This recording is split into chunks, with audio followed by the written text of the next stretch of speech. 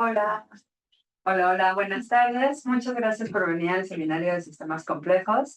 El día de hoy tenemos el gusto de contar con el doctor Juan Claudio Toledo y voy a leer una breve semblanza de Juan Claudio. Él es físico computacional y científico multidisciplinario, actualmente investigador en el Instituto de Ciencias Nucleares de la UNAM. Su investigación en ciencias de la complejidad se enfoca en el modelado computacional y el análisis de series de tiempo de sistemas complejos reales que van desde la fisiología y la medicina hasta la ecología y el cambio climático, buscando entender qué los hace complejos, caracterizar las dinámicas bajo las que funcionan y determinar las señales tempranas de posibles cambios abruptos en su estructura y comportamiento. Entre sus investigaciones actuales está el comprender las consecuencias más profundas del cambio climático. Fue parte del equipo ganador del concurso internacional Ocean Hackathon 2019 con un proyecto de identificación satelital de sargazo en el Caribe mexicano. Y pues sin más, le voy a dar la palabra a Juan Claudio para que nos cuente de su investigación. Gracias. Muchas gracias y gracias a todos por venir. Entonces voy a hablar hoy, el día de hoy, lo que estamos haciendo en el C3, el Centro de Ciencias de la Complejidad de la UNAM. Soy investigador de nucleares, ciencias nucleares del ICN, pero también adscrito al C3 desde hace ya muchos años. Hace años hice un postdoc ahí, hace bastantes años ya, y seguimos trabajando, pues muchos investigadores estamos adscritos al C3 en temas de complejidad en general, y en particular yo he trabajado bastante con Ana y con Alejandro en temas de salud, series de tiempo fisiológicas, análisis desde el punto de vista de sistemas complejos, pero ahora estamos trabajando también en cambio climático con otro grupo de personas, también incluyen a Ana y Alejandro, pero también con Gabriel y con Saúl, que son colaboradores actuales de este proyecto. Y la idea del proyecto es, grosso modo, y ahorita pues, entraremos en detalles, es tratar de ver si las señales, y son series de tiempo en general lo que nosotros analizamos, ahorita van a ver un poquito de eso, si muestran señales de cambios en la dinámica del sistema subyacente que emite las señales, ¿no? El sistema climático es muy complejo, ahorita hablaré un poquito de eso, ¿no? De las diferentes unidades del que está compuesto, y la idea es ver si podemos identificar, y ahorita van a ver, basándonos en marcos conceptuales de sistemas complejos, si podemos ver cambios preocupantes en su dinámica, es decir, no solamente que la temperatura está aumentando, que es una cosa pues, que entendemos muy bien ya, sino sin la dinámica que esas series de tiempo contienen y que podemos extraer con técnicas matemáticas si vemos alertas de transiciones de fase u otro tipo de cosas más preocupantes, ¿no? Las transiciones de fase, usted no tiene que explicarles esto, son simplemente cambios profundos en la estructura y comportamiento de un sistema, ¿no? Una transición de fase del agua es un ejemplo muy clásico, cambia su estructura y cambia su dinámica, también cambia cómo se comporta, ¿no? El agua líquida y el agua gaseosa tienen diferentes reglas de operación y también el agua sólida como hielo, ¿no? Como sólido, líquido, gas. Entonces, una transición de fase tiene eso como importante. Y los puntos críticos, pues son estos lugares, ustedes ya me conocen muy bien, donde tenemos la transición de fase, ¿no? Donde está ocurriendo un cambio entre una fase y otra del sistema, de su dinámica y o su estructura. Y lo que es importante es que estos puntos críticos tienen propiedades que son muy interesantes y que nos dicen mucho de lo que está ocurriendo. Este es un ejemplo de la transición de fase de la percolación, que es poner agua en una matriz donde los cuadros negros son espacios bloqueados. Entonces, si pongo agua, la pregunta es si el agua va a poder transfundirse o percolar hasta la cara de abajo, y entonces dependiendo de la densidad de estos sitios abiertos o cerrados, como uno quiera medirlo, eso va a determinar si percola o no esta malla. Y lo que es bonito de transiciones de fase en muchos casos es que son transiciones súbitas, como pueden ver acá, ¿no? Aquí está la probabilidad de que un sitio esté abierto, o sea, la densidad de estos sitios donde sí puede circular el agua, y la probabilidad de percolación, que es muy baja si hay pocos sitios abiertos, y cuando llega un momento que es probable del 0.6, eso es 59% de sitios abiertos, de repente brinca a casi 100%. Entonces tenemos un cambio de comportamiento muy brusco entre la fase donde no percola el sistema y la fase donde sí percola, ¿de acuerdo? Y lo que vamos a ver en las siguientes láminas es qué pasa o qué es lo interesante de ese punto intermedio, ¿no? Del punto que hay entre las dos. Entonces pasan muchas cosas interesantes, ¿no? En un punto crítico, el sistema tiene una correlación temporal usualmente más larga, entonces tiene más memoria, de alguna manera, si uno ve la serie de tiempo. También tiene interacciones de largo alcance, entonces sistemas que tenían interacciones locales, pues la interacción entre lugares lejanos del sistema es débil en general, pero en el punto crítico se vuelve mucho más fuerte. Entonces tenemos sistemas de interacciones de largo alcance entre un sistema y un punto dentro del sistema.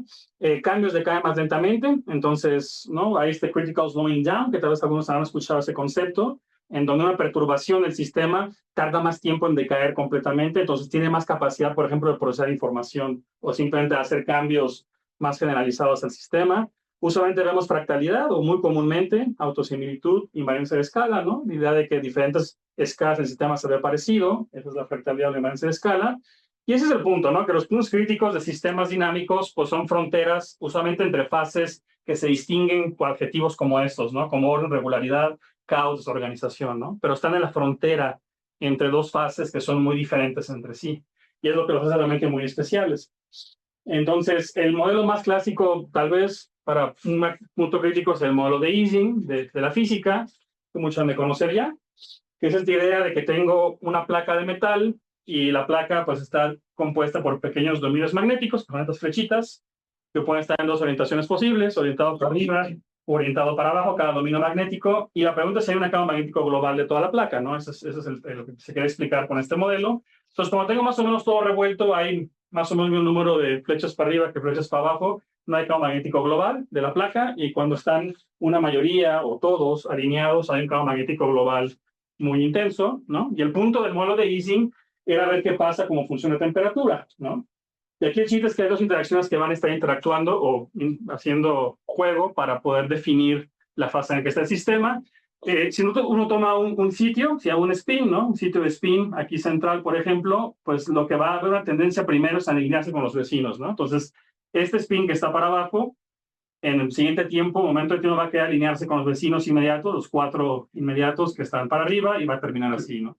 Pues la primera como regla que dicta la dinámica de este sistema es esta idea de alinearse con los vecinos, ¿no? De que se parezca localmente a lo que está alrededor.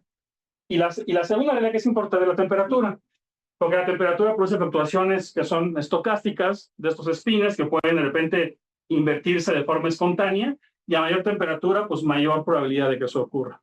Entonces pueden ver cómo los efectos que están opuestos, ¿no? El efecto, digamos, intrínseco de los spines localmente, que es alinearse con los vecinos, y el efecto de la electrolización espontánea, estocástica, de estas orientaciones de los spines.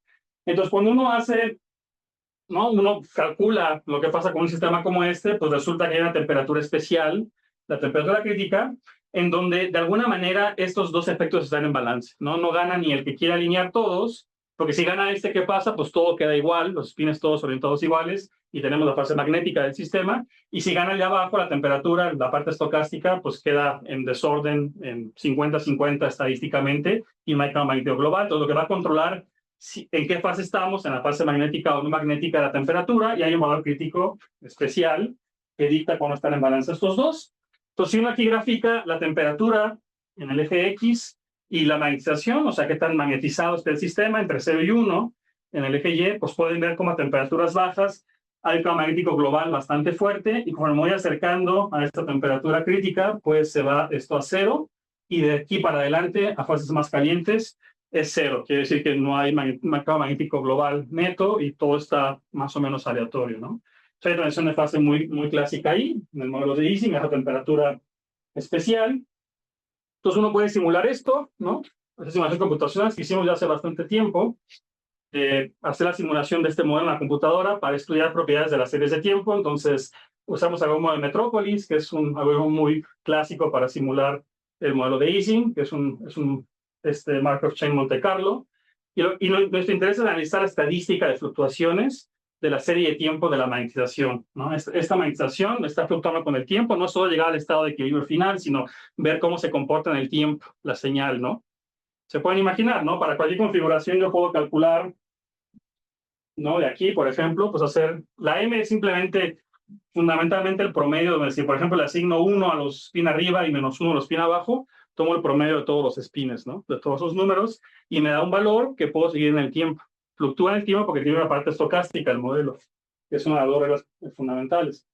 Entonces, deberías hacer ese estudio numérico, lo hicimos hace un tiempo, y sobre todo nos importaba mucho ver alertas tempranas de cambios, ¿no? Es decir, si me empiezo a acercar a la temperatura crítica, yo puedo controlar ese parámetro, la temperatura del modelo, y la pregunta es qué pasa con la estadística de las series de tiempo cuando me voy acercando a eso. También algo bastante bien conocido, ¿no? Con el modelo de Ising. Aquí hay unos ejemplos nomás de cómo se ven las fases, ¿no? A temperatura baja, o sea, por abajo de la crítica es la fase ordenada, entonces tengo algunos pequeños accidentes, pero casi toda el lápiz tiene la misma orientación. Aquí es claro y oscuro, ¿no? Denota el positivo o negativo, +1, -1.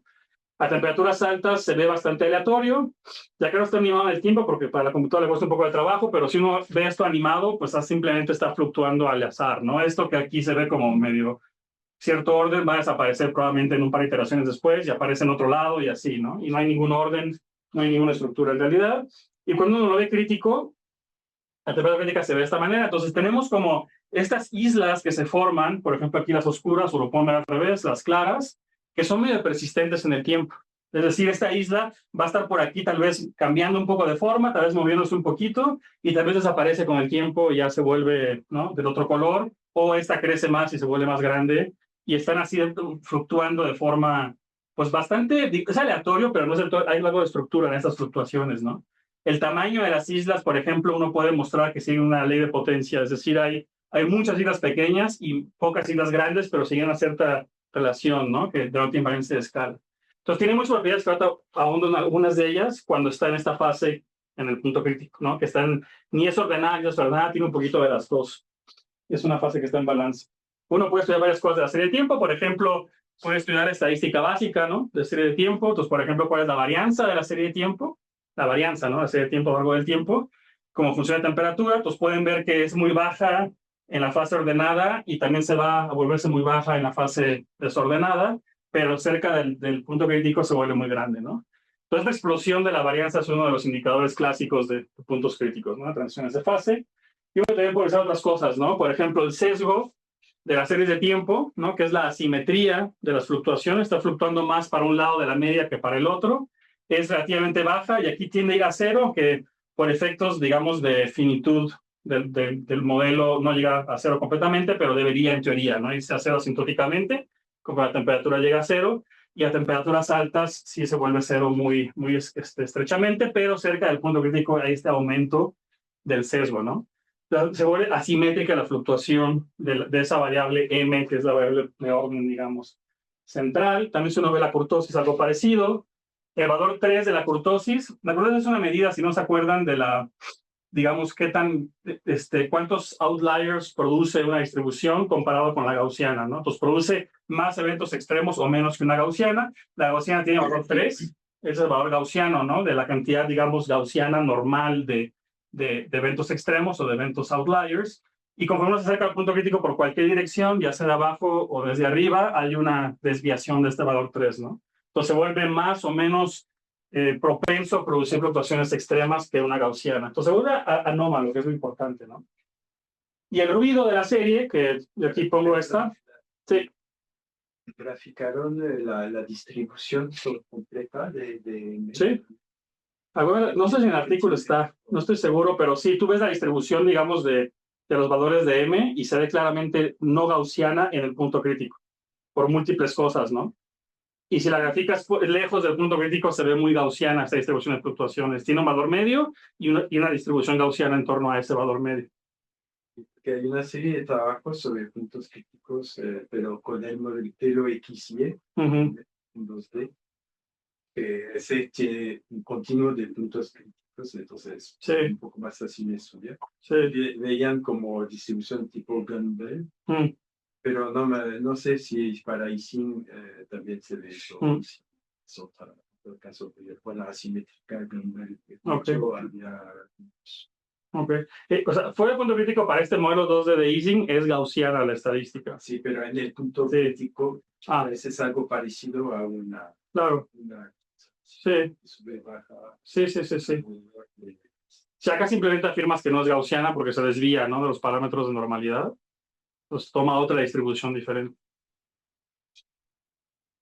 Entonces, luego hablo del ruido, ¿no? El ruido de una serie de tiempo, pues no es solamente ruido, ¿no? El ruido uno lo piensa como una fluctuación aleatoria de una variable, pero el ruido realmente puede tener correlaciones, ¿no? No es un ruido completamente aleatorio. Puede tener ruido que el valor siguiente depende de los anteriores en alguna medida, ¿no? Eso es correlación entre valores temporales. Y para cuantificar el ruido se puede hacer muchas cosas. Algo muy sencillo es trabajar con el espectro de potencia de Fourier, ¿no? Pues uno calcula la transformada de Fourier de la serie de tiempo, la m en este caso, eleva al cuadrado, saca la norma más compleja y obtienes entonces un espectro de potencia que nos permite cuantificar eso. Y algunos tipos de ruidos especiales tienen esta forma, ¿no? Los ruidos correlacionados que tienen la forma 1 entre f a la beta, ¿no? Entonces, una ley de potencia con un exponente beta, usualmente decreciente, por eso ponemos el menos explícito ahí. Y la gente ha identificado varios valores de beta especiales. Entonces, si por ejemplo uno pone beta igual a 0, en esta ley de potencia obtiene ruido blanco, que es el ruido realmente ruido. El ruido aleatorio que no tiene estructura, que no tiene ninguna correlación interna. Entonces, simplemente el valor es independiente de los anteriores y ya, ¿no? Es simplemente ruido blanco. Su espectro se ve plano de esta manera. No es una grafica del espectro de potencia, ¿no? La S como función de la frecuencia.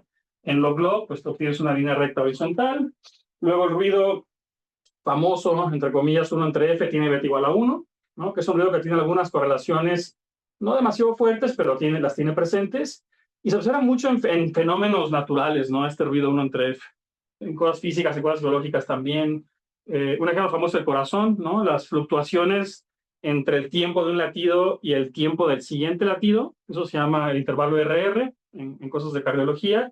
Y fluctúa ese intervalo, no es como un reloj suizo, sino que a veces es un poquito adelante, un poquito atrás del promedio, y las fluctuaciones tienen un espectro 1 entre F generalmente, ¿no? Para el corazón. Y la gente que ha trabajado en esto ha mostrado que cuando te enfermas o tienes un problema con el corazón, se desvía, ¿no? De esta estadística 1 entre F.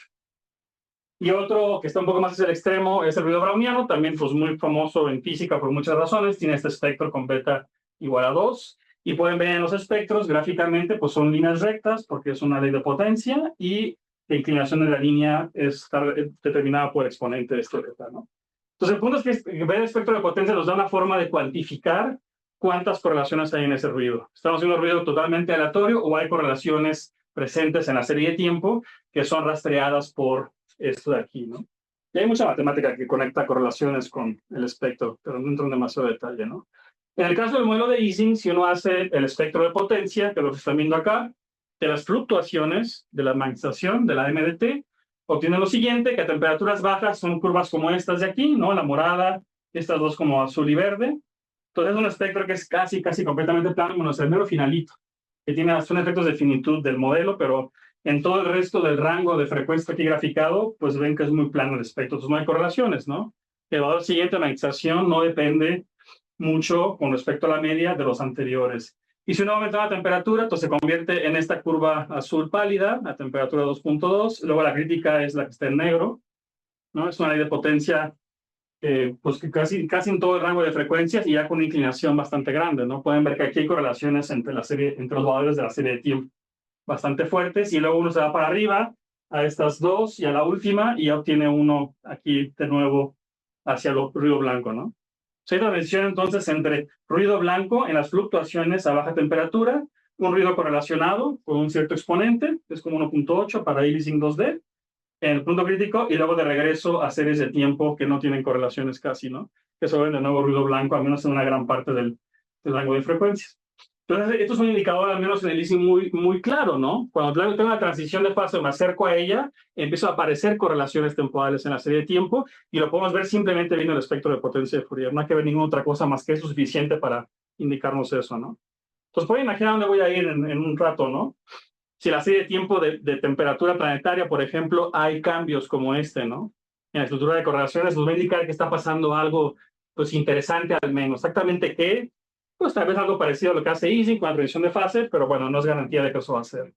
Pero al menos el Ising, este punto crítico, es muy claro cómo cambia su estructura de correlaciones. Y se vuelve invariante de escala, que es lo que quiere decir, ¿no? Que sea una ley de potencia completa, es que hay una invariancia de escala en las correlaciones. Entonces, para terminar esta primera parte, pues con ese espectral puedo medir esto, ¿no? De invariancia de escala, y los puntos críticos suelen tener esta invariancia de escala aumentada o aparece en el punto crítico, y lo puedo determinar con ese espectral. Las fluctuaciones nos hablan mucho sobre el sistema, ¿no? Sobre el balance. Cuando está en cierto balance, las fluctuaciones se van a comportar diferentes. Si estoy con un punto crítico, se van a comportar diferente. Bueno, esto, ¿no? Que las estadísticas como las que vimos hace rato pueden servir como alertas tempranas de estos cambios, ¿no?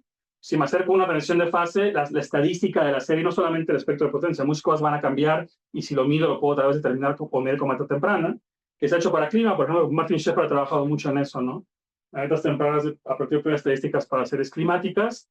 Y bueno, esto es solamente algo así como más de interés físico, pero que es cierta universalidad, ¿no? Como que los puntos críticos son medio parecidos unos a otros, entonces por eso uno piensa que hay esa transferencia conceptual, ¿no? Si yo pongo detectar un punto crítico en un sistema, tal vez en otro sistema se va a ver igual ese punto crítico porque es el mismo, que tiene una clase de universalidad, ¿no? Ok. Bueno, ¿dudas hasta acá? ¿Quieren preguntar algo? Me pueden interrumpir, para preguntar. ¿No? ¿Todo bien? Bueno, parte 2. El segundo concepto, entonces habría primero de puntos críticos, de transiciones de fase, que es la misma idea, y de cómo podemos verlo en los datos, ¿no? Con series de tiempo. El segundo concepto que quiero llegar con ustedes es autorregulación, que es un concepto diferente también que viene desde la complejidad. La autorregulación, pues se puede imaginar qué es, ¿no? Es la capacidad de un sistema de mantenerse dentro de cierto equilibrio, a pesar de que está habiendo perturbaciones en el medio, por ejemplo, o incluso perturbaciones internas, sin que tenga que haber realmente algún tipo de control central, porque si pienso regulación como, no sé, ¿no? Como el aire acondicionado está controlado por una computadora que quiere mantener la temperatura a 25 grados o lo que sea, eso requiere como cierta lógica que está programada en el controlador, ¿no? Pero la autorregulación es la idea de que en sistemas biológicos o naturales esto se puede dar de forma espontánea, ¿no? Porque las reglas básicas son suficientes y adecuadas para que la dinámica del sistema esté autorregulada. De forma automática, de forma espontánea, se va a mantener dentro de cierta envoltura de comportamiento del sistema, ¿no? Esa es la idea fundamental de autorregulación. Y hay un modelo muy famoso, que es el modelo de Daisy World, de las margaritas, que Watson y Lovelock propusieron en los 80s, que ejemplifica esta autorregulación, ¿no? Cómo puede un sistema con reglas muy simples tener un comportamiento autorregulado, que no requiere ningún tipo de lógica no diseñada para que esa regulación ocurra. Esa es la idea, ¿no? Entonces, este modelo, ¿y cómo funciona? Pues es un planeta, se imaginó Lovelock un planeta que está cubierto por margaritas nada más, ¿no? Por dos especies de flores, o una especie que tiene dos variantes. Unas son blancas, ¿no? Entonces tienen alta reflectividad, ¿no? El blanco refleja más luz de la que incide, y hay negras que tienen baja reflectividad, ¿no? Entonces, este planeta está cubierto por estas flores en todo el planeta, o puede haber lugares que no tienen flores, que están vacíos. Y la idea del modelo es que la temperatura del planeta, a la que va a estar este planeta, pues va a depender del color de la superficie, ¿no? Si hay muchas flores blancas o dominan las blancas, la superficie va a ser en promedio más reflejante y la temperatura va a ser un poco más baja, y si está dominado por negras va a ser la temperatura más alta, ¿no? Pues simplemente balance energético de lo que llega de la luz de la estrella y lo que se refleja de regreso al espacio. Tienen una curva de crecimiento las margaritas, entonces tienen aquí, esta es como la curva de crecimiento, alrededor de 22.5 grados en el modelo original de Lovelock, son óptimas, entonces les gusta vivir a una temperatura específica, y a temperaturas como ya muy bajas o muy altas ya no pueden vivir y se van a morir, ¿no? Entonces aquí el punto es cómo van a ver cómo hay una regulación automática de la temperatura que va a empujar el planeta a estar cerca de este óptimo, ¿no? Sin que tenga que ser nada muy complicado. Ahora te ven las reglas. Acá están las ecuaciones que definen ese modelo. Entonces tengo el área o la población, ¿no? De margaritas blancas y de margaritas negras, ¿sí? Y depende de este producto, bueno, de este término que tiene dos términos realmente. Este término aquí tiene que ver con el crecimiento, ¿no? Entonces, proporcional a cuántas margaritas hay y proporcional a cuánto G es de ground, entonces cuánto suelo abierto hay, y con la tasa de crecimiento ese término define cómo van a estar creciendo esta población, y ese es un término de muerte a tasa constante, ¿no? Gamma es la constante que determina qué tan rápido temporalmente se mueve. Entonces, un sistema realmente bastante sencillito, no lineal. Podrán imaginar por qué necesitamos no linealidad en esto. Esta función es no lineal y además pues, tengo productos ahí, ¿no? Eso lo hace ya algo interesante. En lo que decía, las áreas, la función esta que es cuadrática usualmente, parabólica, y luego la temperatura del planeta está determinada por esta regla de aquí, ¿no? Reconocerán probablemente términos, ¿no? Sigma T cuarta, es la de Stefan Boltzmann, entonces cuánta radiación infrarroja o térmica está emitiendo la superficie, y esto se balancea con esto, que es cuánta radiación está, digamos, absorbiendo, ¿no? Ese es un factor, L es la luminosidad, es un factor que podemos controlar, que es tiene unidades físicas, y alfa P es el albedo del planeta. Entonces, la reflectividad promedio del planeta lo ponemos acá, 1 menos eso es la absorción, digamos, y multiplicamos la absorción por cuánta energía está incidiendo el planeta, ¿no? Y eso se balancea con la emisión térmica y obtenemos la temperatura planetaria a partir de eso. Pero es un modelo bastante físico, no muy complicado. El albedo planetario pues es el promedio de los albedos de cada especie de margarita pesado por su población, y ya está, ¿ok? Entonces es el modelo de Daisy World, no tiene realmente más elementos que lo que acabo de decir, ¿no? Y eso es suficiente para pues autorregulación. Entonces fíjense lo que pasa. Aquí abajo en el eje X puse la luminosidad de la estrella, ¿no? Es más un factor adimensional que multiplica un cierto factor con unidades y ya está, ¿no? Que va entre 0.6 y 1.7 en este caso, y aquí está la temperatura planetaria. ¿Ok? Uno hace este balance energético para el modelo a una luminosidad específica y obtiene la temperatura planetaria. Si uno no tiene margaritas, en el planeta solamente considero la pura física que acabo de describir, pero sin margaritas, uno obtiene esta curva aquí, o sea, mayor luminosidad, mayor temperatura, no es una línea recta, ¿no? Sigue simplemente la solución de ese balance energético, ¿no? Eso se hace mucho, por cierto, en la vida real para estimar temperaturas de exoplanetas, ¿no? Planetas en otras estrellas, uno puede hacer este balance muy básico, la luminosidad de la estrella a la que está orbitando el planeta, la distancia a la que está el planeta, eso me determina, ¿no?, el balance energético y saco una temperatura planetaria que le llaman efectiva, ¿no? Entonces va simplemente aumentando con la luminosidad y cuando introduzco las margaritas obtengo ahora la curva azul. Entonces, a luminosidades muy bajas está demasiado frío el planeta y no alcanza a llegar a la temperatura suficiente para que puedan vivir, entonces nos pegamos simplemente a la curva de este balance termodinámico, ¿no? Pero a partir de como por aquí de 0.68 o algo así, ya aparecen margaritas. Y si uno viera como la animación de cómo se ve, que no debería traerla, pero si uno se ve la secuencia de lo que pasa a partir de que aparecen margaritas, empiezan a fluctuar la temperatura del planeta y la elevan, ¿no? Rápidamente se multiplican las margaritas del color adecuado para elevar la temperatura hasta que esté dentro de este rango verde, más o menos. Ese rango que está cerca de la óptima. Aquí la óptima está marcada en la línea verde horizontal. Pero la temperatura del planeta, o sea, de ser como, ¿no?, 3 o 4 grados, la temperatura de equilibrio termodinámico sube a más de casi a como 25 o 27 grados, ¿no? Y a esa temperatura, pues pueden las margaritas vivir de forma, o sea, ya quedarse en el planeta y sobrevivir, ¿no? Y se mueren y luego nacen otras, porque vieron que hay dos términos, ¿no?, de nacimiento y de muerte. Y uno sigue aumentando la luminosidad y curiosamente la temperatura se mantiene bastante estable, ¿no?, dentro de esta banda verde y va, de hecho, disminuyendo un poquito, ligeramente, pero se mantiene muy cerca de este óptimo que es 22.5 grados. Y uno sigue aumentando la temperatura, la luminosidad. Por uno llegar a este punto de inflexión es porque ya las negras desaparecen completamente y solo quedan margaritas blancas ahora que están reflejando la luz de la estrella y la temperatura se mantiene más o menos estable, a menos muy alejada de la termodinámica. Y aquí, un poco más de 1.6, ya la temperatura es demasiado alta y ninguna cantidad de margaritas blancas puede estabilizar eso y la temperatura se va de regreso a la curva, ¿no?, del planeta que es desnudo, que no tiene flores. ¿De acuerdo?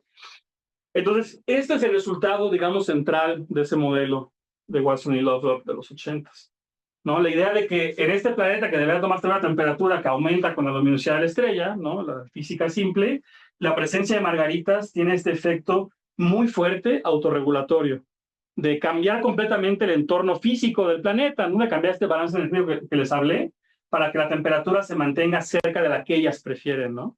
Entonces, esta adaptación, pero como no es solo que las margaritas se adaptan al planeta, sino que también las margaritas adaptan el planeta, ¿no? Lo alteran en la temperatura en este caso para tener condiciones óptimas para su supervivencia.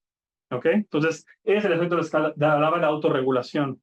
Esta regulación espontánea. Las margaritas no saben nada sobre, ¿no?, termodinámica ni radiación, saben que es la misma temperatura dada y solo se multiplican y ya es todo lo que hacen, ¿no?, con reglas que vimos muy sencillas de física.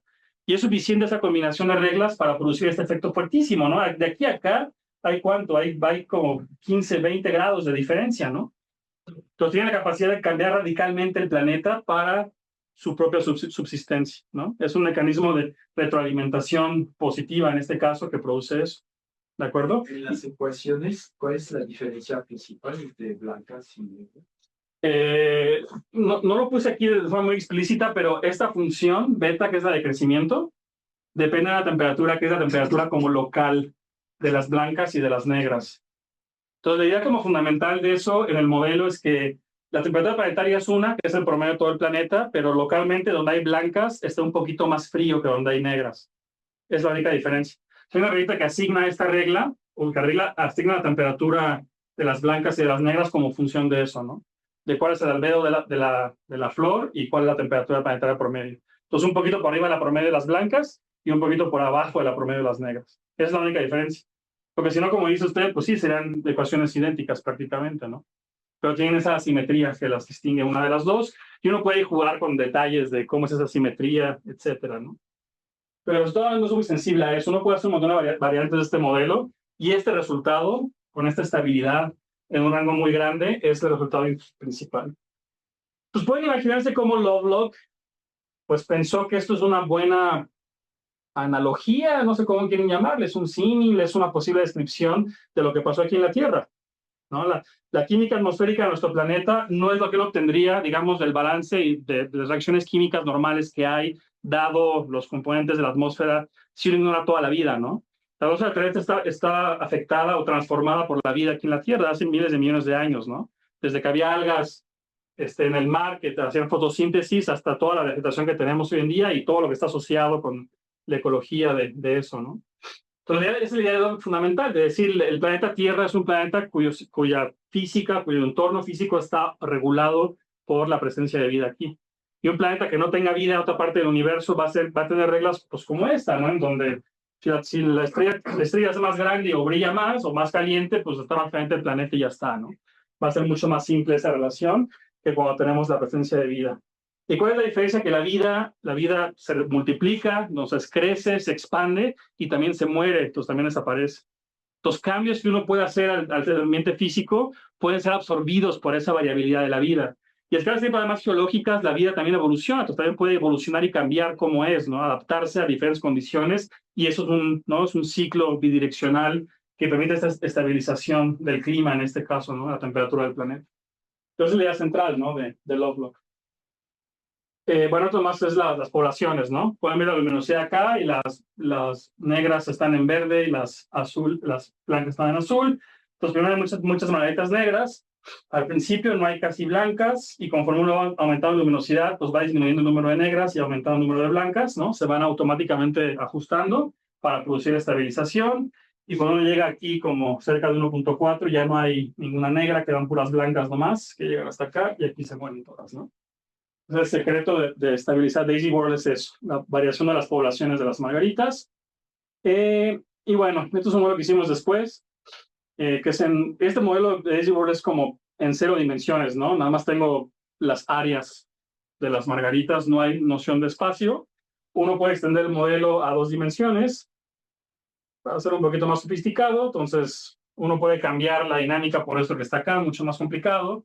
Le cabe temporada de temperatura, un término difusivo para el campo de temperatura, ¿no? O sea, cada lugar del planeta en 2 dimensiones tiene una temperatura y hay un término de difusión. Y acá están los términos que vimos, o el análogo, ¿no? Un término de emisión de radiación térmica, sigma T cuarta, y un término de absorción SL por 1 menos alfa. ¿No? Entonces, la variación, la extensión a 2 dimensiones.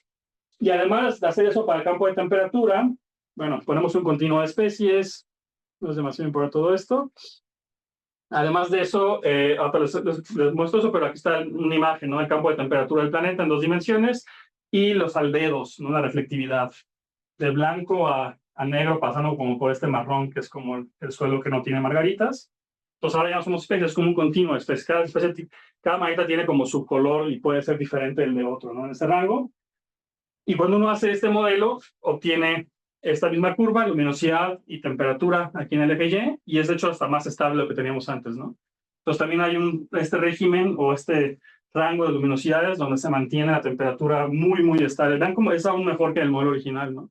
Entonces aumentar a más especies o a un continuo de colores y hacer esto en 2 dimensiones, que agrega un término difusivo que tiene una escala de tiempo de reacción o lo que ustedes quieran, pues crea una estabilización mucho más fuerte del planeta. Y la gente ha hecho 1000 modelos, ¿no? 1000 extensiones de Daisy World y generalmente es muy estable el resultado, ¿no? Ahora, sí. Los saltos se debe que no pueden crecer a luminosidad alta y baja. Ajá, exactamente, ¿no? Sí, el modelo tú lo empiezas con algún número de margaritas, ¿no? Que ocupan el planeta al principio de la simulación, y si la luminosidad está por aquí abajo, no logran crecer suficientemente rápido para alterar la temperatura suficiente y se acaban mejor muriendo, ¿no? En este caso. Igual a temperatura alta, ¿no? Aquí está demasiado caliente, hay demasiada energía y no logran las blancas estabilizar eso. Pero eso ya hay que meterlo a mano, que no pueden crecer más allá de estos umbrales. Sí, sí, la función de crecimiento tiene cutoffs, ¿no? A temperaturas específicas. Aunque también hemos hecho, de hecho, recientemente, en los meses pasados, hemos hecho la modificación en vez de cambiar esta función por una gaussiana. Igual tiene un óptimo, ¿no? El centro, pero ahora tiene estas colas más largas que no tienen un cutoff, ¿no? Se van a cero asintóticamente, ¿no? y aún así el modelo funciona igual de bien, ¿no? Entonces, como que no depende de este detalle. Lo que importa es que haya un óptimo y que haya un decrecimiento de la tasa de crecimiento, vaya, ¿no? Como uno se aleja del óptimo. Entonces, puede que aumentes un poco el rango de luminosidades a las que el mundo puede existir con flores, con vida, pero no cambia el resultado fundamental. Bueno. Entonces, cuando uno conoce aspectos de potencia, es interesante, ¿no? Aspectos de potencia de la serie de tiempo de temperatura. De nuevo, puedo simular el modelo en el tiempo y ver la serie de tiempo, ahora la temperatura, no la magnetización como en el leasing, la temperatura del planeta, y puedo ver cuál es la estadística de fluctuaciones de esa serie de tiempo. Y si uno hace, por ejemplo, el espectro de potencia, obtiene estas gráficas de aquí. Estos son, ¿no?, corridas de muchos modelos en azul y el promedio del ensamble en negro. Entonces pueden ver cómo cuando estamos en el régimen autorregulado, ¿no?, en este rango de luminosidades donde sí hay margaritas y la temperatura está controlada por las margaritas, tenemos una cosa bastante parecida a una ley de potencia en sobre todo el rango, ¿no?, con un cierto exponente, y cuando uno pierde la regulación, se vuelve mucho más simple la estadística de fluctuaciones, por razones medio obvias, ¿no? Lo que hace interesante la fluctuación de la temperatura es la presencia de margaritas que está cambiando continuamente con el tiempo, ¿no? Si llego al modelo sin vida, pues se va a estabilizar simplemente en el transporte de energía, ¿no?, de calor de un lugar a otro del planeta, y tiene una estadística de fluctuación mucho más aburrida a eso. E importantemente, tenemos una parte que se empieza a volver plana, ¿no?, que ya no sigue la ley de potencia general de lo demás, ¿no? Entonces, este break, ¿no?, este cambio de la ley de potencia más o menos, ¿no?, en todo el rango, a tener una componente de baja frecuencia que ya es ruido blanco, es lo importante, ¿no? Es en este caso, en términos del espectro de potencia, el indicador que predice la regulación, ¿no? La regulación en Daisy World está caracterizada por fluctuaciones que tienen un espectro como este, ¿no?, libre de escala, y cuando no hay vida, ese espectro ya no existe, ¿no? Es un espectro que tiene un punto aquí de corte y tiene un segmento de ruido blanco, ¿ok? Entonces, por eso lo menciono, porque en la temperatura del planeta Tierra, ¿no?, nuestro planeta, vamos a ver si podemos ver este cambio, ¿no?, entre un espectro que se comporta así y uno que se comporta de esa otra manera un poco más simple. Bueno, son muchas cosas que ya me puedo explicar un poco. Esto de efecto invernadero, ¿no? Uno puede agregar un término aquí extra, un factor extra a la parte de emisión. Ese G es una medida de qué fracción de la energía térmica que está siendo emitida es bloqueada. Es lo que es efecto invernadero, ¿no? Los gases de la atmósfera, el CO2, el metano, también el vapor de agua, bloquean la radiación infrarroja, ¿no? La absorben, entonces impiden que salga al espacio, pues que el planeta pierda esa energía, y uno puede modular aquí. Si uno pone G igual a 0, es el modelo original, que no tiene efecto invernadero, y uno puede aumentar este valor G hasta 1, en donde ya toda está bloqueada, ¿no? Siempre la radiación está bloqueada, y entonces perdemos el término de emisión, y bueno, es un desastre, ¿no? Pero la idea es ver qué pasa conforme G aumenta, como efecto invernadero. Entonces aquí pueden ver efecto invernadero aquí abajo, ¿no?, entre 0 y 0.45, la temperatura del planeta a la que se estabiliza, y pueden ver que aunque aumentamos el efecto invernadero, estamos aumentando cuánto está siendo bloqueado por este imaginario gas efecto invernadero, la temperatura se mantiene aún así constante, ¿no?, más o menos a 22.5 en la óptima.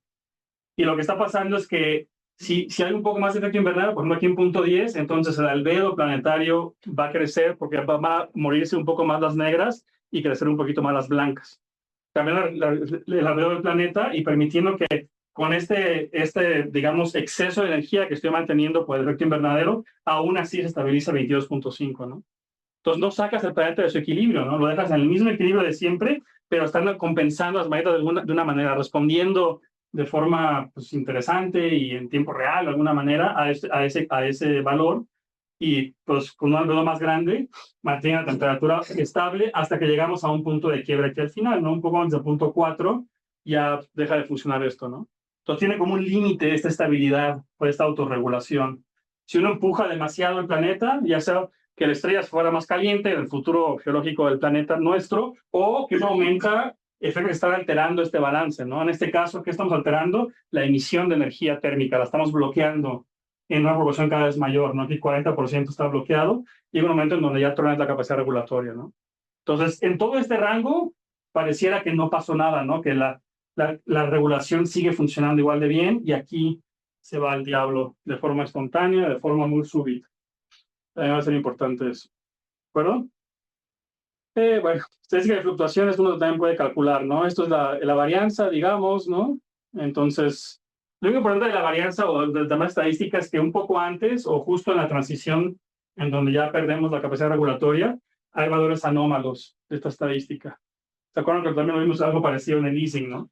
Entonces, la serie de tiempo de temperatura tiene como esta varianza, bueno, oscila un poco, pero se mantiene más o menos constante, y cuando llegamos aquí al punto de quiebre se vuelve mucho más grande. Igual la serie de tiempo de albedo, que también se puede calcular. Lo mismo pasa con el sesgo, ¿no? El sesgo, las series de tiempo, que está aquí graficado el sesgo, acá tiene valores anómalos para cada serie de tiempo. Entonces se vuelve muy raro el sesgo, ¿no?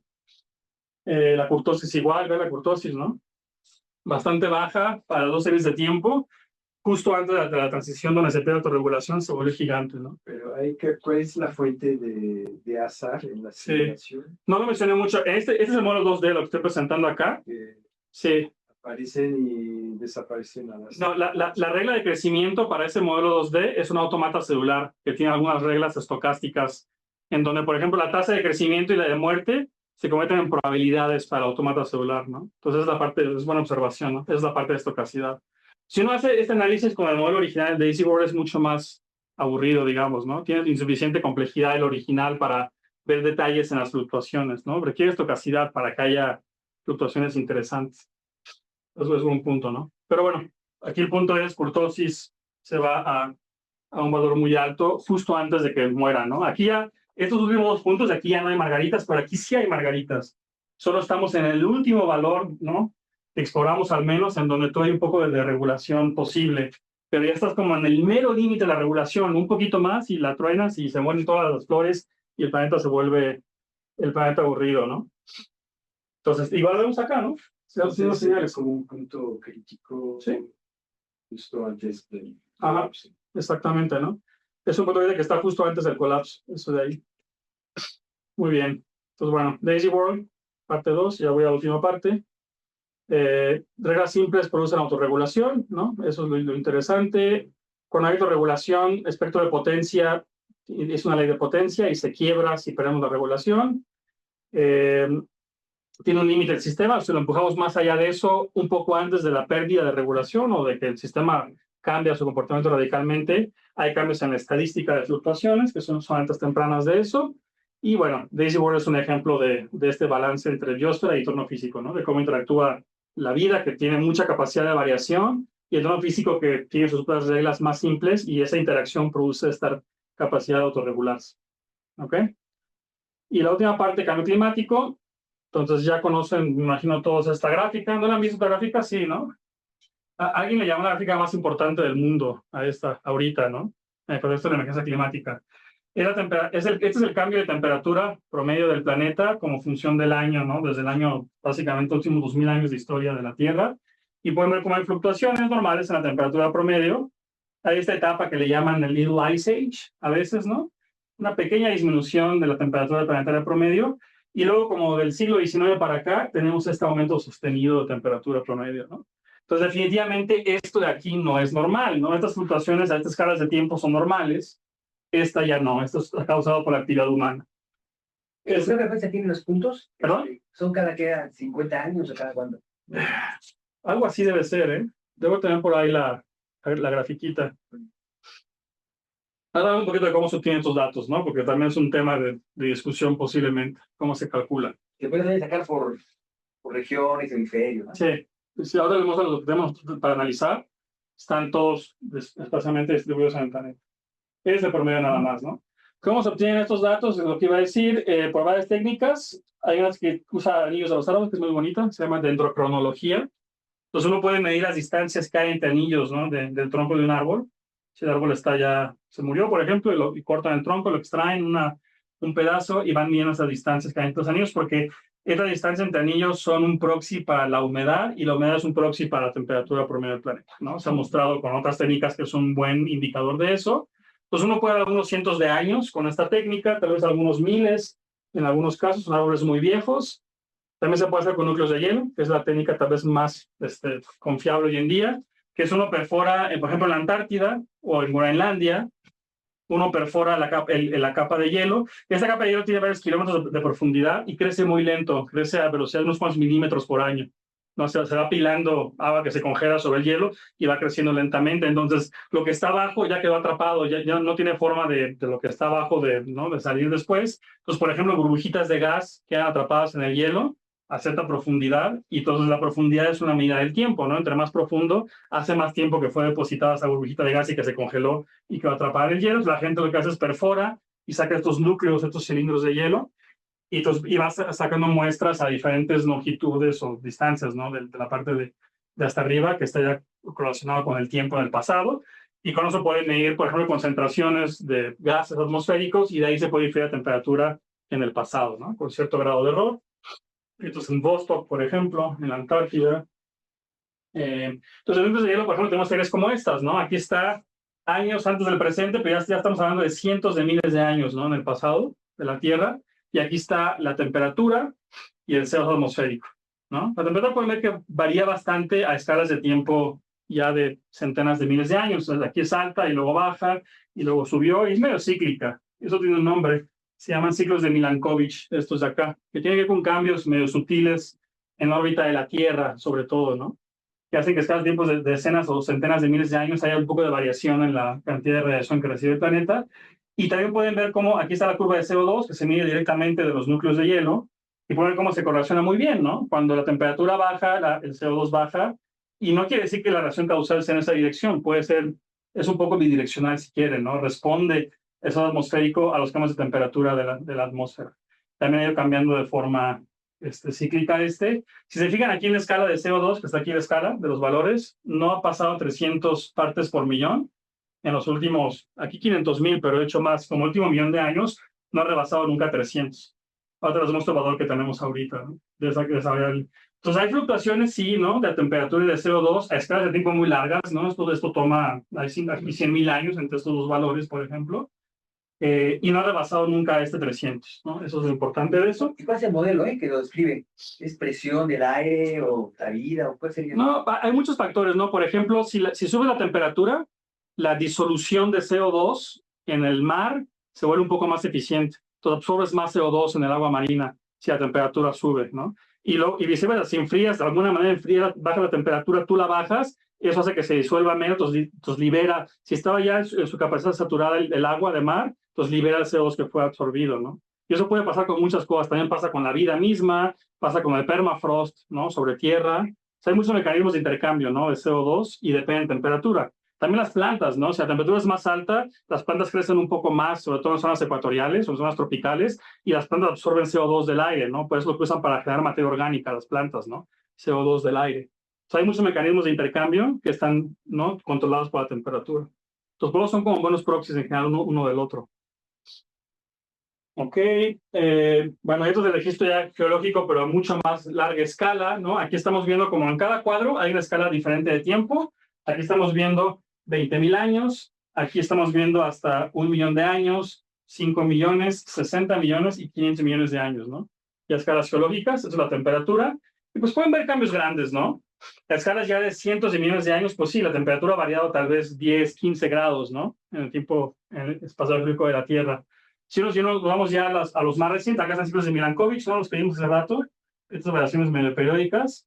Y aquí en la escala más corta, en la escala del Holoceno sobre todo, aquí está pues un cambio de temperatura como de 10 grados y como 12,000 grados para acá.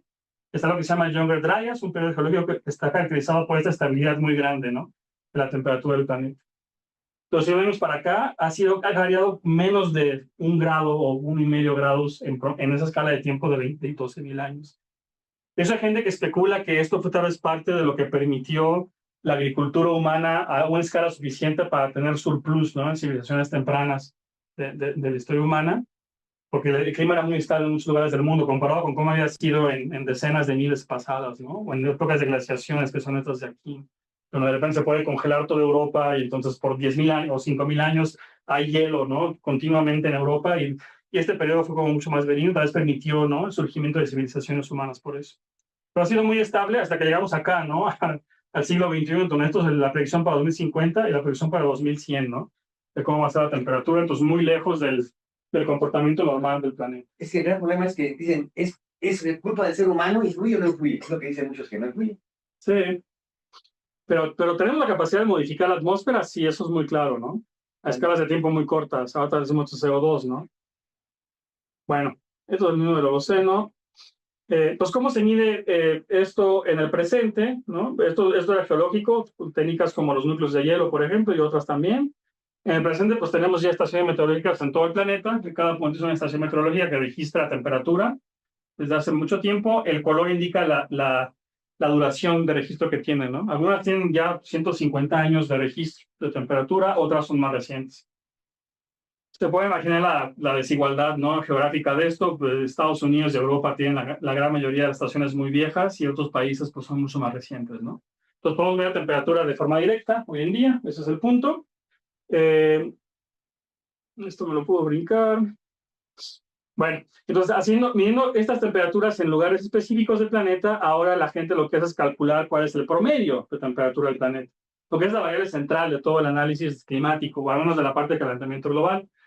Entonces, yo tengo este muestreo incompleto espacialmente, ¿no? Quiero sacar el promedio de temperatura de todo el globo, de toda la superficie planetaria. Entonces, tengo este muestreo espacialmente muy incompleto, también temporalmente muy incompleto, ¿no? Hace 100 años había mucho menos estaciones y no estaban todas únicamente distribuidas, estaban en algunos lugares del planeta más específicos, en el norte global. Entonces, esa tarea de sacar un promedio de temperatura de esto, con estos datos, no es nada trivial, se podrán imaginar, ¿no? Tengo que hacer pesos y correcciones para decir, oye, hay muchas más estaciones en tierra que en el mar, entonces eso va a introducir un sesgo en tu resultado. Hay más estaciones en el norte que en el sur, porque hay mucha población de entrada en el norte, y además porque el norte global está en el norte, vaya, ¿no? Entonces esos sesgos se tienen que corregir en los datos para poder llegar a un valor de temperatura planetaria. Y por mucho tiempo, por un par de décadas tal vez, había cierto debate de si estaba bien hecho este proceso, ¿no? Porque si vamos a hablar de una temperatura, un cambio de temperatura de 1,5 grados, ¿qué tal que el error de hacer este proceso sea de ese orden, o sea más grande? Entonces quiere decir que el valor no sirve para nada, no quiere decir nada, ¿no? Y le digo en el pasado, porque eso ya está establecido que no es el caso. ¿Cómo saben? Pues ahorita, hoy en día, hay al menos 5 grupos de investigación, todos independientes unos de otros, estadounidenses, europeos, japonés, ¿no?, que hacen este ejercicio. Le llaman la reconstrucción de temperatura a este proceso, ¿no? De agarrar estos datos incompletos y con la estadística y con técnicas de corrección llegar a un valor del promedio de la temperatura. Y aquí están las pruebas que han producido, que ya están produciendo, porque es continuo el proceso, de estos 5 grupos. Aquí pueden ver la temperatura, es el cambio de temperatura, pero que no puse aquí el eje, ¿no? En grados Celsius, cuánto ha aumentado la temperatura o cuánto ha variado, como función del tiempo desde el 1850. Entonces pueden ver como aquí al principio, ¿no?, hay un poco más de incertidumbre entre un análisis y el otro, pero ahora sí vean la escala, ¿no? Estamos hablando de tal vez 0.2 grados, ¿no?, de incertidumbre que hay entre un grupo y otro. Y ya para el siglo XX, y sobre todo la segunda mitad del siglo XX, donde tenemos datos satélite como a partir de los 70 ya, que van a complementar esos huecos de datos de la medición, ya los grupos son prácticamente iguales las estimaciones, ¿no? Entonces la gente toma la misma dataset, de hecho ni siquiera el mismo, porque tienen diferentes criterios de inclusión, ¿no? De que una estación que tiene demasiados huecos de datos, tal vez la dejan fuera del análisis, entonces un grupo no la selecciona y otro grupo sí la selecciona, y lo cual ayuda, ¿no?, a que haya cierta diversidad de técnicas, y aún así llegan a una curva que es, aquí hay 5 curvas pegadas, ¿no? En este pedazo hay 5 curvas que están una sobre otra, con variaciones de menos de 0.1 grados de diferencia. Entonces la gente está ya muy segura, ¿no?, de que lo que estamos viendo de este aumento, que va ahorita como en 1.5 grados, más o menos, ahorita, en 2025, pues es real, ¿no? No es un artefacto de la técnica de cómo se hizo este promedio ni nada, ¿no? Los 5 grupos están de acuerdo. ¿Cómo se vería la varianza de esos promedios? ¿Cómo? ¿Cómo se vería la varianza de esos promedios? Acá no lo tengo, pero ya es bastante pequeña, ¿no? Es de menos de 0.1 grados, realmente. O sea, cada grupo, no sé si todos, pero a mí yo trabajo mucho con el de Berkeley. El Berkeley, o sea, además de que producen su dato de temperatura promedio, produce un rango de incertidumbre, evidentemente, ¿no? Entonces te dan 2, 3 sigma, lo que tú quieras, y es como menos de 0.1 grados esa diferencia, ¿no? Entonces 1.5 está como así, múltiples sigmas, ¿no? De 0, digamos, ¿no? De que sí ha habido ese cambio estadísticamente seguro, ¿no? Y los 5 equipos o grupos producen ese dato, ¿no? Entonces estamos muy seguros de que la temperatura está aumentando y de que este aumento pues, es mucho más rápido de lo que había sido en la historia geológica del planeta. Bueno, solamente el grafiquito, ¿no? De cada cuadrito es un mes, y aquí está desde 1900, y los pinté los cuadritos, ¿no?, según el color, menos 1 grado, con respecto al promedio de referencia, medio grado por abajo, medio grado por arriba y 1 grado por arriba. Entonces pueden ver el cambio en el siglo, sobre todo en la segunda mitad del siglo XX, ¿no? Incluso de los 80 para acá, donde tenemos la mayor parte de 70 para acá, más o menos de aquí para allá. Es este aumento sostenido de temperatura. ¿Y cuáles son las causas? Es la pregunta ahora siguiente, ¿no? Digamos, establecimos ya que la temperatura está aumentando, eso no hay duda ya, todo el mundo está de acuerdo en eso, y también comparada con la historia geológica pasada, sabemos que ese cambio no es natural, pues no es, bueno, no es normal, pues. Natural no es la pregunta ahora, pero al menos no es una fluctuación nada más estocástica que se va a revertir de forma solita, ¿no? Algo está cambiando con el planeta, eso queda claro. Entonces la cosa es qué es lo que lo está causando este cambio. La siguiente pregunta. Entonces la gente se puede también hacer análisis bien sofisticados de esto, ¿no? Modelos de supercomputadora donde modelan todo el océano y la atmósfera del planeta y van viendo diferentes factores en este modelo de computadora gigantesco. Entonces pueden dar una especie de estimación para un cierto grado de calentamiento, cuánto de ese calentamiento es debido a cuál factor, ¿no? De los que meten al modelo. ¿De acuerdo? Entonces aquí está en esta gráfica, la curva negra es el cambio de temperatura observado, ¿ok?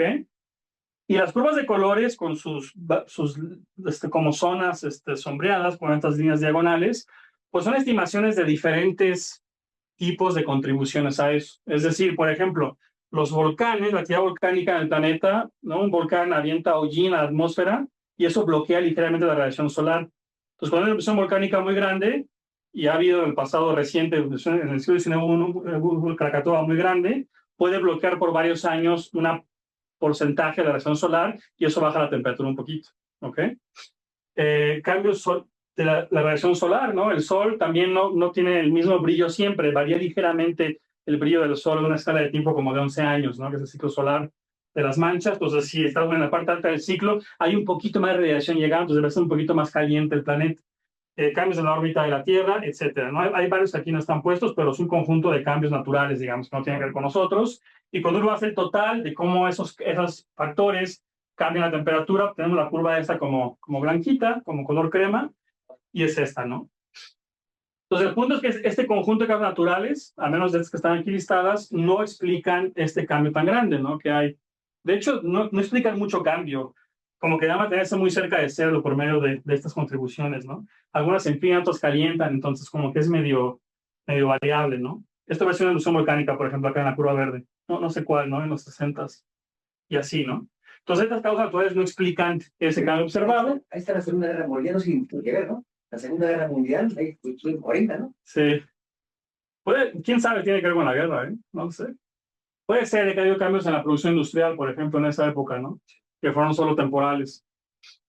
Los cambios naturales no explican todo, ¿no? Aquí hay otros que no puse, pero no explican todo. Y luego están estados humanas, ¿no? Asociadas con la actividad humana, la producción de ozono, ¿no? Cosas que metimos a la atmósfera, cambios de uso de suelo, ¿no? Cuando desertificas una región, o siempre te cambias, ¿no? Había un bosque tropical y lo talas todo y pones monocultivos o otras cosas, eso cambia la reflectividad del suelo, también cambia el balance de CO2 del suelo, entonces puedes alterar también la temperatura haciendo eso. Los aerosoles son un gas también que puede producir efecto invernadero, entonces, no, perdón, al revés, ¿no? Que puede enfriar el planeta, los aerosoles, el ozono lo calienta un poquito, y gases de efecto invernadero están acá. No son estos de acá, ¿no? En esta curva morada es el efecto del CO2 y del metano asociados a la actividad humana. Entonces uno ahora suma estas curvas de colores y uno tiene la roja que está aquí en el fondo, que es la suma de causas humanas a ese cambio, ¿no? Entonces, como pueden ver, esta sí explica el cambio que estamos viendo en la temperatura planetaria, ¿no? Las naturales son más o menos promedio cero, las humanas no, tienen claramente una tendencia ascendente, con todo que algunas cosas son como, entonces solo lo que hacen es que bloquean la radiación incidente por la longitud a la que llega la radiación, que es en el espectro óptico sobre todo, el visible, digamos, esto bloquea. Entonces, pero si uno suma estas cuatro contribuciones, efecto invernadero, producción de ozono, ¿no? Por CFCs, por ejemplo, cambios de uso del suelo y aerosoles, la contribución es la curva roja y esa explica casi en su totalidad de cambio que observamos, ¿no? Entonces, la conclusión es que la causa de este calentamiento que ya establecimos que sí está ocurriendo es la actividad humana y sobre todo es la emisión de gas de efecto invernadero, ¿no? Que esto se fija esto un poquito por arriba, pero estos otros lo compensan un poquito, ¿no? Y la solución no es emitir más aerosoles, evidentemente, ¿no? La solución es bajar este de aquí arriba, es la forma más sencilla de atender el problema. ¿De acuerdo? Bueno, esto es el CO2 que les decía. Esta es un poquito vieja, yo creo, ya, sí, es 2010. No tengo nada ¿Cuáles son los gases verdaderos? ¿Cuántos son? ¿Verdadero? CO2 y metano, sobre todo. Son esos dos. El metano es mucho más fuerte, pero es mucho menos abundante. Lo que más hemos introducido CO2 es el principal contaminante de efecto invernadero. El efecto invernadero ya saben qué es, ¿no? Es la idea de que la radiación del sol atraviesa la atmósfera, no toda, una parte se refleja en las nubes, otra parte se refleja en la superficie, como en Daisy World, y lo que sobra es absorbido por la superficie planetaria, y luego esta superficie caliente va a reemitir esa energía, pero ya no invisible, sino en infrarrojo, radiación térmica, y esta radiación infrarroja, los gases de efecto invernadero, y también las nubes, ¿no? Pero también los gases de efecto invernadero que son transparentes al óptico, esos son opacos al infrarrojo. Entonces, esto que está lleno de CO2 aquí, sí permite la entrada de la luz invisible, pero bloquea la salida de la luz al infrarrojo. Entonces, esa es la asimetría que estamos causando, ¿no? Estamos haciendo que se quede más energía de lo que antes estaba quedando al introducir estos gases a la atmósfera. Y es muy sensible, ¿eh? Son unas partes por millón, 10 partes por millón extra o 50 partes por millón extra es suficiente para producir un cambio importante en este proceso, ¿no? Eso es lo relevante también. Y es el efecto invernadero. No la actualicé. Dejé una de junio.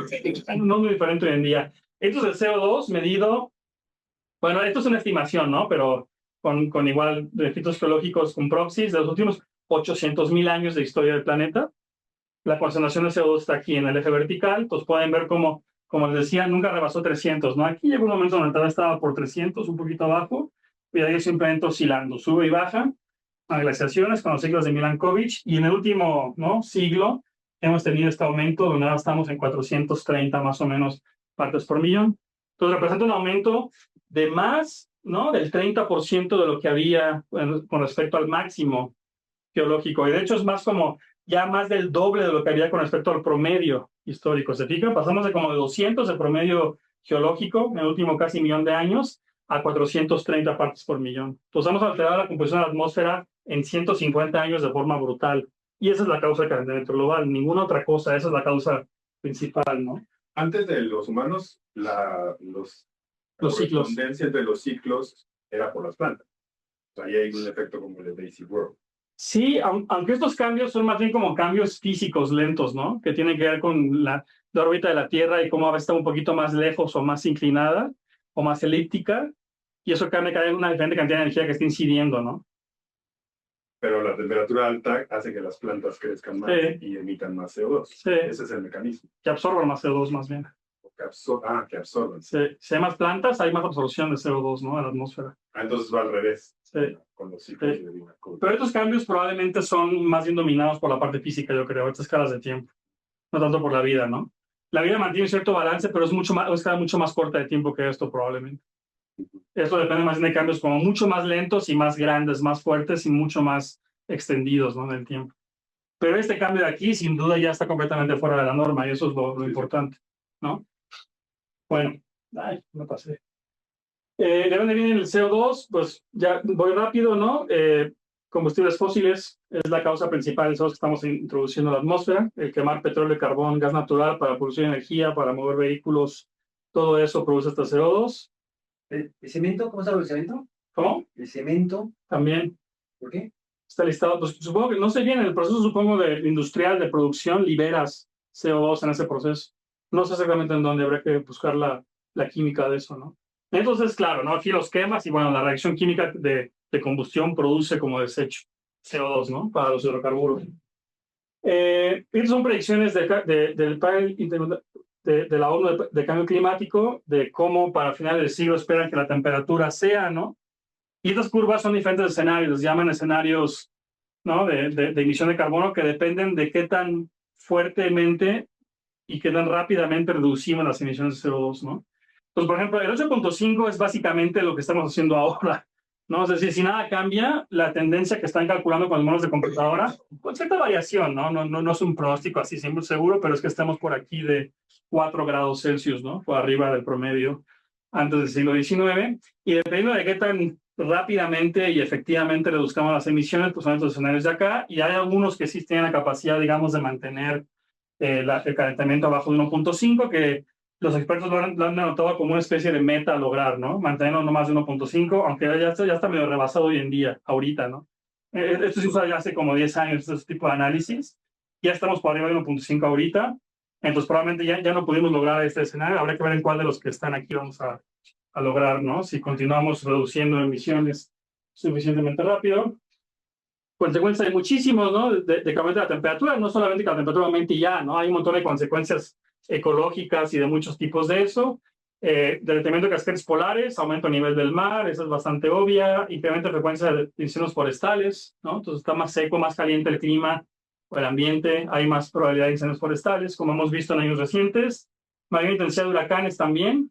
Eso es un poco debatible a veces para algunos expertos, pero hay bastante algo de consenso ya de que estar un poco más caliente, aunque es 1,5 grados, sí aumenta la intensidad promedio de huracanes, ¿no? Es un poquito más grande.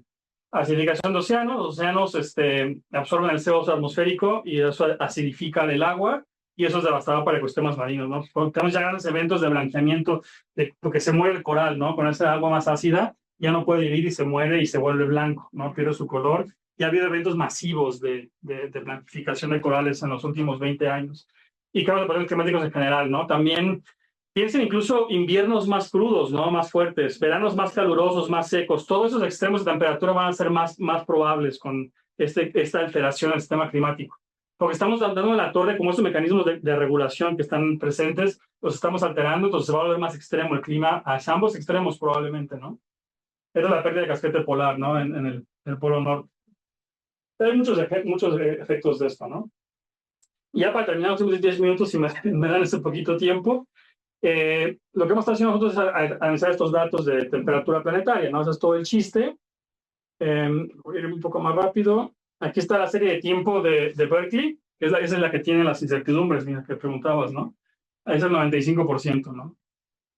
El 1 sigma de esto, el 2 sigma, perdón, de esto. Entonces la curva roja es el promedio sobre 10 años. Y estamos trabajando con esa y datos también espaciales que ahorita les muestro. Y acá está un resultado que es, si uno se fija en esa serie de tiempo de temperatura y hago este análisis de fluctuaciones, pues, por ejemplo, calculo el espectro de potencia de las fluctuaciones, nada más, ¿no? De eso. Obtenemos dos ejemplos representativos. Lo hice por décadas, ¿no? Entonces tomo 10 años de tiempo y sobre esos 10 años mido varias cosas estadísticas de la serie de tiempo, entre ellas el espectro de potencia, y veo cómo se ve. Y luego lo puedo hacer como promediándolo con variantes. Luego puedo explicar eso, ¿no? Para tener un poco de estadística sobre eso, pero el punto importante es esto, ¿no? Pueden ver como el espectro de potencia de la temperatura planetaria no es una línea recta así nada más, es un poquito más complejo, ¿no? Tiene como esta parte de escalas temporales cortas con una cierta inclinación, luego tiene este periodo como un poquito, ¿no? Menos inclinado, y luego tiene un periodo bastante blanco al principio, ¿no? Aquí está un año, este piquito corresponde a un año de periodo, es el ciclo anual, ¿no? De temperatura, y esto es en el siglo XIX, cómo se veía más o menos el espectro. ¿Ok? Si ahora vemos el mismo espectro en la década del 2000, porque puedo poner la siguiente, pero en una década reciente, pueden ver cómo, aquí no es muy obvio, pero fíjense cómo la curva, la parte negra, o esta ley negra de potencia, es más inclinada ahora, ¿ya vieron? Y la parte más como intermedia entre el año y las escalas de tiempo muy cortas, esto es como escala de algunos meses, algunas de semanas a meses, se vuelve más plana, aparentemente. Aquí es más representativo, ¿no? Obviamente hay que hacer la estadística de esto sobre muchas de estas curvas y con algunas variaciones para ver cuál es el promedio de la inclinación de esta parte. Pero lo que estoy definiendo, esos dos periodos, ¿no? El periodo de temporal corto y el periodo temporal medio, y estoy calculando en cada caso, luego hago los promedios con esto, ¿no? Con los exponentes. Entonces, si uno hace eso para todas las décadas, obtiene lo que está aquí, en esta gráfica. Aquí está el tiempo, la década, o el año, pues. Acá está el exponente de esa ley de potencia. Y estos dos son lo que les mostré ahorita, ¿no? Las escalas intermedias de tiempo y las escalas cortas de tiempo, que son de orden de decenas de días. Y es el exponente de lo que están viendo acá, ¿ok? Y estas barras de error en cada exponente son un análisis estadístico con las series, ¿no? De hacer lo que hace es tomar la serie de tiempo y la altera estocásticamente y regenera el análisis, lo hace muchísimas veces, ¿no? Para tener una idea de cuál es la sensibilidad del análisis a variaciones en la serie de tiempo. Y las barras de error son bastante pequeñas, hasta eso. Pero lo importante acá es que vean estas dos tendencias, ¿no? Las escalas medias en rojo, como pueden ver, tienen una tendencia a la baja del exponente, ¿de acuerdo? Y las escalas cortas en negro tienen una tendencia ascendente del exponente. Entonces, de estar más o menos así, las dos, más o menos alineadas con exponentes cercanos, aunque no iguales, se están volviendo cada vez más quebradas, ¿de acuerdo? La parte de escalas cortas se vuelve más correlacionada con exponentes más altos y la parte de escalas intermedias se vuelve con correlaciones más pequeñas, casi blancas ya al final, ¿no? Aquí 0. Por acá sería ya ruido blanco en las fluctuaciones. Es menos predecible a distancias largas. intermedia se vuelve menos predecible. El clima a escalas de tiempo de semanas a meses se está volviendo menos correlacionado de lo que era en el pasado. Y a escalas de tiempo de días, ¿no? Una semana, algo así, está volviendo más correlacionado en principio, según este análisis, ¿no? Sigue siendo, es un ruido browniano si quieres, sigue siendo muy aleatorio a ojo, pero bueno, tiene correlaciones más fuertes, ¿no? De lo que tenía antes. Y para nosotros lo importante es este quiebre, ¿no? Este quiebre de que antes estaba más o menos algo cercano a la ley de potencia en los dos regímenes, ¿no? De escalas de tiempo, y ahora cada uno está como separando, ¿no? Lo que está pasando es escalas cortas, que tiene más que ver con condiciones locales al final, porque la escala de variación temporal está conectada con la escala espacial, ¿no? No puedes transmitir información o energía de un lado a otro del planeta de forma instantánea. Toma tiempo la transmisión y el acomodo de la atmósfera y del mar. Entonces, escalas de tiempo cortas tienen que ver con más local geográficamente. Lo que pasa aquí en el Valle de México, por ejemplo. Y lo que está pasando aquí en las mid-scales es más como ya de transporte global. Ya tiene suficiente tiempo a escalas de tiempo de meses para que una perturbación o cambio en un lugar sea transmitida al resto de la atmósfera del planeta. Entonces, esto es lo que está pasando como con el clima local de lugares, si quieres, es lo que está pasando con el clima más planetario, ¿no? Escalas más intermedias. No escalas de años, pero sí escalas de meses, tal vez. Entonces, un resultado. Luego, bueno, y aquí nomás pongo que recuerda lo que pasaba un poquito con Daisy World, ¿no? Donde si uno partiera aquí como estas escalas de tiempo cortas, de hecho, más bien al revés, largas, porque es frecuencia corta, y cortas a la derecha, pues ahí está este cambio, ¿no? En donde ya no tiene como una especie de, pues, de armonía general, de que todo sigue una ley de potencia parecida, como diciendo que hay comunicación a todas las escalas, entre ellas las intermedias y las pequeñas, sino que aquí se está partiendo y ahora lo que hacen las pequeñas y las intermedias son cosas diferentes, ¿no? Hay esta desconexión, es una forma de interpretarlo. Y acá está el campo espacial de temperatura. Estos son los cambios de temperatura ya en todos los lugares del planeta. Esto es para la década de 1900. Pasos todos rápidos. Esta es la de 2000 y esta es la de 2020, ¿no? Entonces, en todo el planeta, prácticamente en promedio. Acá esto es una cosa interesante que luego podemos discutir, pero tiene que ver con un fenómeno climático específico, pero todo lo demás está simplemente en aumento. Y lo que uno puede hacer es la estadística ahora de esos puntos, ¿no? Es decir, si tomo aquí el campo de temperatura espacial ahora, todo el campo de temperatura, y luego la estadística de ese campo espacial, obtenemos cosas como esto. Entonces, por ejemplo, esto es la varianza espacial, ¿no? No la temporal. La temporal también la tengo por ahí.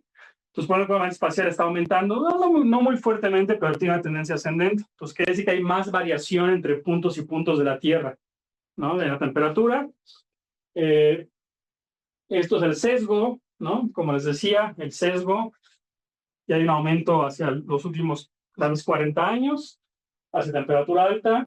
Esta es la cortosis, que tiene este accidente que no sabemos bien qué es, pero probablemente algunos datos nada más. Pero el importante es que hay una tendencia ligeramente ascendente y al mero final, en los últimos como 15 años, hay un aumento todavía más grande, ¿no? Del sesgo, de la cortosis, perdón, que es una medida, como decía, de eventos extremos, ¿no? Entonces extremos de temperatura o lo que sea que tenga con temperatura, ¿no? De forma secundaria, va a haber más frecuentemente eventos extremos de eso. Está habiendo más, pues, ¿no? Desde el siglo XIX, aunque muy poco, pero parece que en los últimos años ha aumentado esa tasa. Y eso simplemente es el 1% más alto y más bajo de todo el campo de temperatura, que también es una buena medida de los extremos. Pueden ver cómo el 1% más caliente está volviendo cada vez más caliente, y el más frío estaba volviendo un poquito más frío, pero de hecho como que parece que ya ha revertido un poco la tendencia al final, ¿no? Pero esta diferencia entre el más alto y el más bajo ha estado creciendo de forma continua. Entonces está volviéndose más extremo también a nivel de los récords, ¿no? De temperatura alta y baja. Y lo hemos visto, ¿no? Han escuchado que temperaturas altas han sido rebasadas casi cada año en muchas partes del mundo, ¿no? De que es el día más caliente o el mes más caliente de la historia en tal lugar de la Tierra, ¿no? Híjole, y bueno, no me da tiempo, pero también estamos haciendo análisis con PCA, les hablo muy rápido de esto. Tenemos un paper donde hicimos con un modelo de Ising, mostramos que cuando tengo muchas señales simultáneas, puedo analizarlas todas al mismo tiempo usando PCA. Eso significa que usa los eigenvalores de la matriz de correlación. Y tenemos un paper donde mostramos que el modelo de Ising eso rastrea el punto crítico del modelo de Ising. Y lo estamos haciendo ahora con la Tierra. Y esto es todo el trabajo, un proceso que estamos haciendo, ¿no? Estos son los eigenvalores de la matriz de correlación de los datos que vieron hace rato en el planeta, ¿no? O sea, cada punto es una serie de tiempo, ¿no? Tengo desde el siglo XIX hasta el presente, en cada lugar que vieron en el planeta, cada puntito hay una serie de tiempo. Entonces puedo procesar todas juntas con PCA y calcular los eigenvalores de esa matriz de correlación. Y lo que estamos haciendo ahora. Entonces aquí no se ve todavía mucho cambio. Aquí están ordenadas por color, ¿no? Las azules son las viejas y las rojas son las más recientes. Cada curva es una década.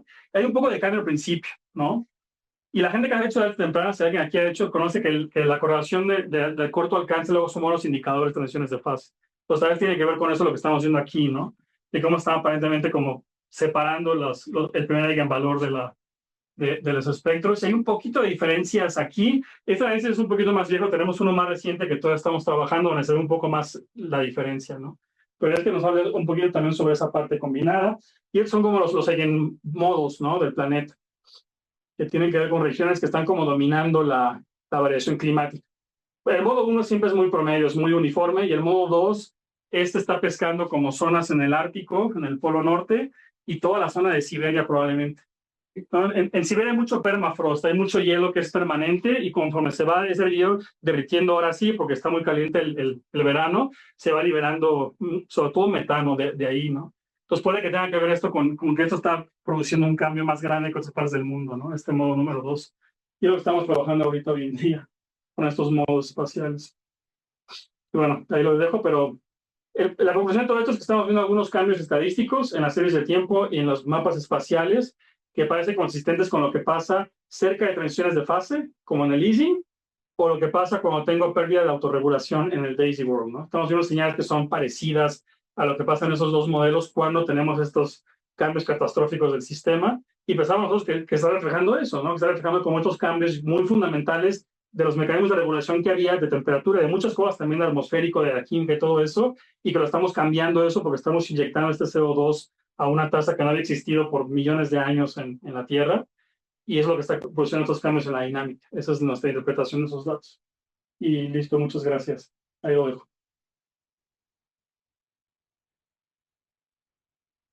¿Preguntas?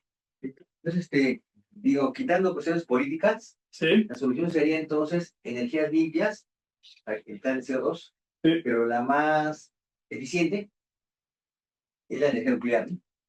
Bueno, eso es otro gran tema. Sí, pero la nuclear tiene muchas ventajas y también tiene algunas desventajas, ¿no? Realmente lo ideal sería terminar una mezcla en donde tienes energía nuclear, que es donde se puede, porque también es muy cara, como base, digamos, de la pirámide energética, y tienes renovables para todo lo demás, ¿no? Entonces, una mezcla de eólica, solar, hidroeléctrica, muchas de las renovables, con una base nuclear tal vez sea lo mejor para completamente dejar de depender de los hidrocarburos para eso. ¿Alguna otra pregunta?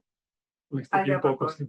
Sí, en esas variaciones grandes de la cultura que mostraste, el accidente de los 70s, de verdad no se tiene ninguna explicación. No, yo no sé. Y yo he preguntado a un par de personas de gente que hace clima y no saben si hay algo específico acá, ¿no? En los 70s. Pero sobresale mucho, ¿no? Fue algo temporal, nomás duró como unos cuantos años y luego regresó a valores normales. Sí, pero eso exactamente sí. Sí. ¿De qué significativo? Significativo. Pero sí, no sé qué es. Y la gente que preguntaba tampoco, no pasó nada especial, no es como que tal vez en esos años cambiaron los satélites a otra cosa, yo qué sé, ¿no? Pero no, parece que no, no sé qué es. Sí, el dólar se despegó del oro. No creo que sea tan No directo, creo que sea. ¿no? Sí. No en esto. Y respecto a lo último, igual, no sabes cuál es el estatus de la energía por fusión nuclear. Hay gente que debe saber, pero pues, sigue siendo como algo que en 30 años va a funcionar, ¿no? Pero llevan diciendo eso como 40 años o algo así. Se han gastado millones. Se ha gastado muchísimo dinero en eso. Ahora, si funcionara sería muy bueno porque es más segura y más limpia que la energía por fisión, que es lo que hacemos ahora para la parte nuclear, ¿no? Sí. Pero también probablemente va a ser muy, muy caro. Entonces, luego también están todos los detalles económicos de todo esto, ¿no? No le puedes pedir a países que tienen menos recursos, oigan, cambien todo su carbón barato por fusión nuclear que cuesta muchísimo construirla porque es tecnología muy alta lo que requieres para que eso funcione, ¿no? Entonces también ese va a ser el problema, deja eso si funciona o no a nivel de ingeniería, sino si funciona económicamente. En cambio, las renovables ya son muy competitivas con el carbón y las otras, ¿no? El gas natural que se usa mucho en México. Entonces, un país como México debería invertir muchísimo en energía solar y en energía eólica, que es lo que tenemos acá, pero para aventar para arriba. Entonces, podemos tener como 90% de energía producida por eólica y también hidroeléctrica, ¿no? En el sur del país, y dejar un porcentaje muy pequeño para la energía de base, que es la que está funcionando todo el tiempo, porque estas son intermitentes, ¿no? El viento, el sol, el agua también un poco varían con el tiempo. Y la energía nuclear, por ejemplo, pues es constante. Tú, mientras tengas el reactor funcionando con su combustible, funciona por 10, 15 años sin interrupciones, ¿no?